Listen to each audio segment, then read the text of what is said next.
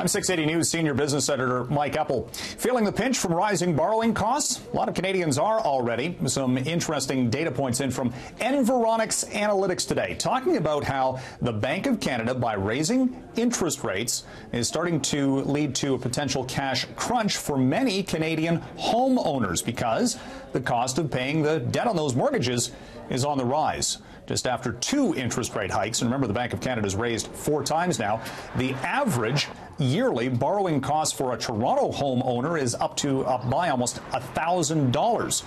In Vancouver, it's north of $1,100.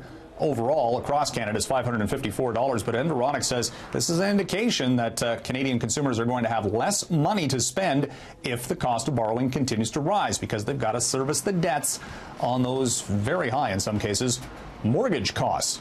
And it's expected to continue to climb with the Bank of Canada set for another interest rate hike, potentially before the end of the year. Cost of groceries also may be going up. Some interesting comments from the CEO of Empire Companies, that's the parent company of Sobeys, saying that costs are probably going to go up because of Trump tariffs. Remember back earlier this summer when the U.S. slapped tariffs on aluminum and steel and Canada reciprocated with tariffs on things like yogurt and imported coffee and other items. Well, the producers of those say that's going to be passed along at some point to consumers on Canadian grocery shelves. We've yet to hear any talk of that from the competitors at Metro or Loblaws, but again, costs going up because of these protectionist trade issues. Coca-Cola may be looking at getting into the cannabis marketplace. Published reports saying today that Coca-Cola was in preliminary talks with Aurora Cannabis out of Edmonton about getting into a deal for CBD-infused soft drinks as the majors in the beverage industry look to diversify.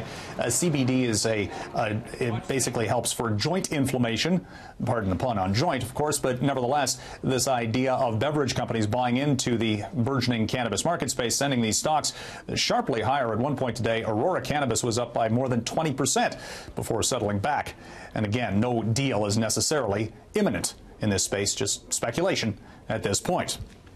And what's Time worth? Well, we found out over the weekend Time magazine sold for $190 million. And it's a tech billionaire that's buying it. Mark Benioff, one of the co-founders of Salesforce.com, picking up the property from Meredith Corporation, which put other Time Inc. properties on the auction block, including Fortune magazine, Money, and Sports Illustrated. Talks to sell those properties continue as it looks like tech billionaires might be the savior of some of these long-standing print publications, as Jeff Bezos of Amazon bought the Washington Post a few years back for $250 million. And the talk is that other tech giants could have to bail out some of these properties. Time magazine's been around since 1923.